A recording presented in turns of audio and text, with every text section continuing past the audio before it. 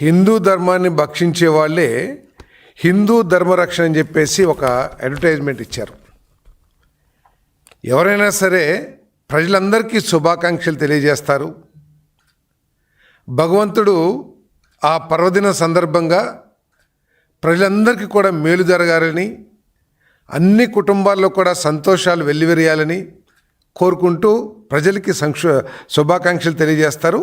అదేవిధంగా నాయకుడికి, కార్యకర్తలకి అందరూ కూడా తెలియజేస్తారు. కానీ ఇక్కడ నాయకుడికి ఉగాది శుభాకాంక్షలు, వాళ్ళకి ప్రజలతో సంబంధం లేదు, ప్రజలకి మేలు జరగాల్సిన అవసరం లేదు, ఆఖరికి వారి కార్యకర్తలకి మేలు జరగాల్సిన అవసరం లేదు.